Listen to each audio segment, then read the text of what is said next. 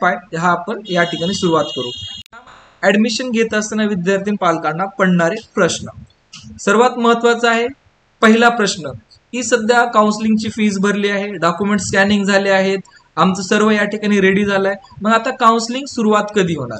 लक्षात घ्या, ज्याही डेला आपली काउन्सिलिंग प्रोसेस रजिस्ट्रेशनच्या डेट येतील त्या डेट तुम्हाला अशा माध्यमातून येणार आहेत की जे आपल्याला महासीईटी सेल वरती या डेट्स मिळतील आणि या महासीईटी सेल वरती डेट्स आल्यानंतर तुम्हाला रजिस्ट्रेशन डेट, त्यानंतर तुमच्या प्रोव्हिजनल, फायनल अशा इन डिटेल एक तुम्हाला एक्झाम्पल साठी मी सध्या एक स्लाइड तुम्हाला शो करत आहे। एक्झाम्पल साठी तुम्हाला डेट्स अशा पद्धतीने तुम्हाला येऊन जातील आणि डेट्स आल्यानंतर आपल्या पेड काउन्सिलिंगच्या ग्रुपवरती याचं लागेलीच तुम्हाला अपडेट येऊन जाणार आहे। नेक्स्ट आहे सर्वात महत्त्वाचा प्रश्न हाच आहे की इंजिनिअरिंग काउन्सिलिंगचं रजिस्ट्रेशन कधी चालू होईल? तर काउन्सिलिंग रजिस्ट्रेशन पुढच्या वीकच्या आतमध्ये चालू होऊ शकतं। नेक्स्ट आहे यामध्ये की रजिस्ट्रेशन प्रोसेस आणि एफसी व्हेरिफिकेशन प्रोसेस असती काय? तर लक्षात घ्या, ज्याही वेळेस आपण कुठल्याही प्रवेश प्रक्रिये अंतर्गत रजिस्ट्रेशन करत असतो, रजिस्ट्रेशन केल्यानंतर आपलं एफसी व्हेरिफिकेशन होत असतं। एफसी व्हेरिफिकेशन म्हणजे काय? जेही आपण डॉक्युमेंट्स अपलोड केले आहेत, लाईक दॅट आपण रजिस्ट्रेशन केलं आहे, रजिस्ट्रेशन केल्यानंतर आपले 10th 12th किंवा आपले जे काही एज्युकेशनल कॅटेगरी हे जे काही डॉक्युमेंट्स आपण अपलोड करतो, या सर्व डॉक्युमेंट्सचं गव्हर्नमेंटकडनं व्हेरिफिकेशन होत असतं आणि गव्हर्नमेंटकडनं व्हेरिफिकेशन झाल्यानंतरच आपल्याला पुढील प्रवेश प्रक्रियेसाठी आपल्याला पात्र केलं जात असतं। जर आपल्या या ठिकाणी डॉक्युमेंट व्हेरिफिकेशन नसेल तर आपण पुढील प्रवेश प्रक्रियेसाठी पात्र नसणार आहेत।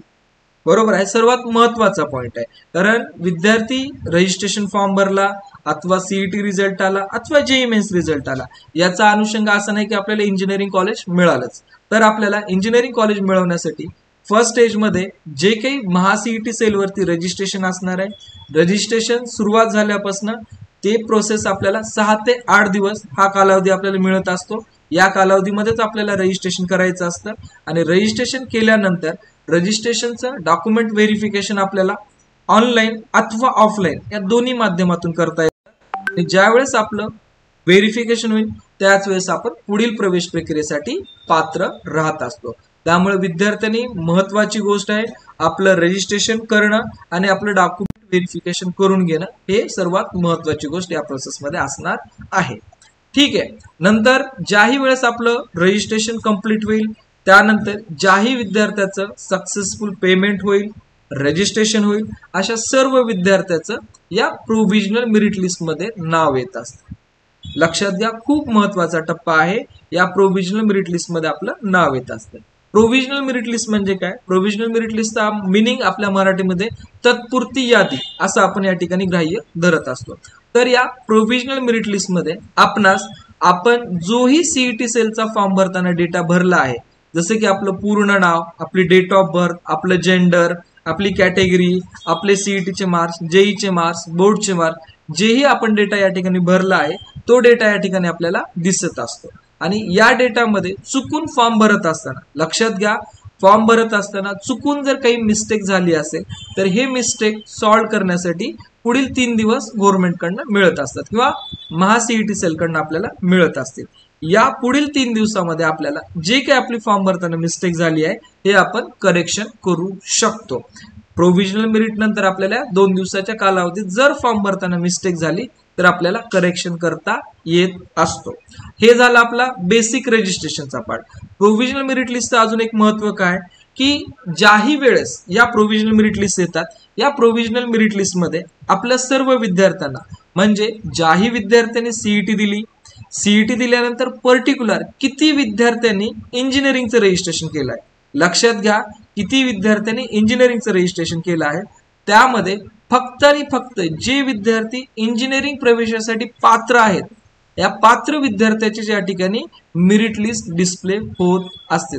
जे विद्यार्थी पात्र नाहीयेत त्या विद्यार्थ्याची या ठिकाणी मेरिट लिस्ट डिस्प्ले होत नाहीये, या मेरिट लिस्ट मध्ये अशा विद्यार्थ्याचं नाव येत नाहीये आणि याच प्रोव्हिजनल मेरिट लिस्ट मध्ये आपला ऑल इंडिया रँक येतो फॉर जेईई मेन्स मार्क वरनं, सीईटीचा रँक येतो आपला फॉर म्हणजे सीईटी मार्क्स वरनं आपला स्टेट रँक येत असतो आणि ज्याही विद्यार्थ्यांनी कॅटेगरी प्रवर्गातनं अप्लाय केले तर त्या कॅटेगरी प्रवर्गातला रँक येतो, सोबतच आपला युनिव्हर्सिटी रँक सुद्धा या ठिकाणी येत असतो. आणि या स्टेजला लक्षात येतं की या वर्षीचं कॉम्पिटिशन कुठल्या लेवलचं असणार आहे.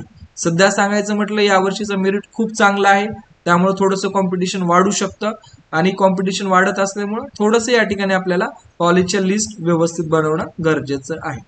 दुसरी गोष्ट आहे या ठिकाणी महत्वाची, जेही विद्यार्थी student helpline centre, Latur office अथवा पुणे ऑफिस या ठिकाणी जॉईन आहेत, अशा सर्व विद्यार्थ्यांना ज्या दिवशी आपला रँक येईल त्या रँक अनुसार आपल्याला ज्याही ब्रांच घ्यायच्या आहेत या ब्रांच अनुसार आपल्याला एक लिस्ट दिली जाईल की लिस्ट असेल तुम्हाला कॅप राऊंड मध्ये कशा प्रकारे आणि कोणते कॉलेजेस या ठिकाणी मिळू शकतात याबद्दल एक डिटेल अनालिसिस आपली सॉफ्टवेअर अनालिसिस लिस्ट असते.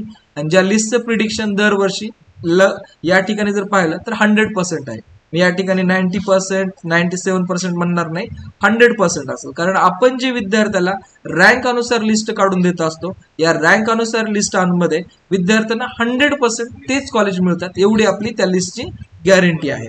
आणि त्यानुसार विद्यार्थ्याचा जोही रँक येईल आणि विद्यार्थ्याला कुठली युनिव्हर्सिटी घ्यायची आहे, कुठली ब्रांच घ्यायची आहे, या सर्व अनुषंगाने आपल्याला ती लिस्ट मिळत असते. आणि त्या लिस्टमध्ये तुम्हाला टोटली या ठिकाणी कॉलेज कोड, कॉलेज नेम, मिळणारी ब्रांच, कॉलेजचं स्थापना वर्ष, सोबतच त्या ठिकाणी कॉलेजचा फी स्ट्रक्चर काय अशी सुद्धा इन डिटेल इन्फॉर्मेशन त्या लिस्टमध्ये सुद्धा उपलब्ध असतेच. ठीक आहे, आता प्रोव्हिजनल मेरिट लिस्ट नंतर नेक्स्ट आपली लिस्ट येते ते आहे list final merit list. Final merit list म्हणजे काय, बऱ्याच वेळेस असं होतं की काही विद्यार्थ्याचे या ठिकाणी इम्प्रूव्हमेंटचे मार्क असतात, काही विद्यार्थ्याचे बोर्ड मार्क मध्ये करेक्शन असतं. बरेच असे विद्यार्थी असतात की फॉर्म भरते वेळेस एकतर जेई मधनं फॉर्म भरतात अथवा सीईटी मधनं फॉर्म भरतात. नंतर विद्यार्थ्यांना लक्षात येतं की नाही मला दोन्ही मधनं अप्लाय करायचं आहे.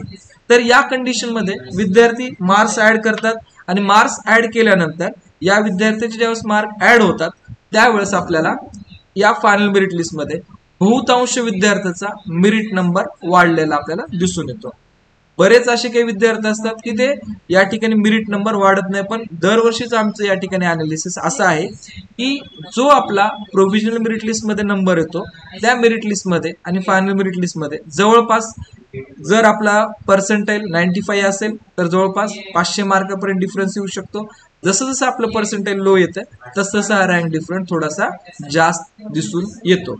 आणि सर्वात महत्वाची गोष्ट आहे फायनल मेरिट लिस्ट मध्ये जोही आपला रँक आहे, जोही आपला डेटा आहे, जेही आपली बेसिक इन्फॉर्मेशन दिसत आहे, या सर्व इन्फॉर्मेशन आपल्या पुढील जी काही काउन्सिलिंग प्रवेश प्रक्रिया आहेत या काउन्सिलिंग प्रवेश प्रक्रियेसाठी आपण उपयोगात येणार आहेत. खूप महत्वाचं आहे, फायनल मेरिट लिस्ट मध्ये जोही डेटा दिसेल आपल्याला तोच डेटा आपला पुढे कॅरी फॉरवर्ड पुढे ऍडमिशन प्रोसेससाठी होणार आहे. त्यामुळं विद्यार्थ्यांनी फॉर्म भरल्यानंतर काळजीपूर्वक लक्ष द्यायचं आहे की आपल्या फॉर्म मधल्या सर्व गोष्टी बरोबर आहेत का. इन केस काही करेक्शन असेल तर ते करेक्शन आपल्याला प्रोव्हिजनल मेरिट लिस्ट मध्येच आपल्याला करून घ्यायचा आहे. ठीक आहे, तर आतापर्यंत तुम्हाला प्रोसेसचे 3 टप्पे सांगितले. फर्स्ट आहे आपला रजिस्ट्रेशन आपल्याला 7 ते 8 दिवस करायचं आहे. नेक्स्ट आहे आपल्या या ठिकाणी रजिस्ट्रेशन नंतर जेही विद्यार्थी पात्र आहेत त्या पात्र विद्यार्थ्याची प्रोव्हिजनल मेरिट लिस्ट लागेल. प्रोव्हिजनल मेरिट लिस्ट मध्ये आपल्याला काही फॉर्म भरताना चुका झाल्या असतील करेक्शन करता येतील. आणि नेक्स्ट स्टेप असेल आपलं final merit list. Final merit list मध्ये आपली फायनल सर्व डेटा असणार आहे, यामध्ये पुन्हा काही करेक्शन करता येणार नाहीये. ठीक आहे, या 3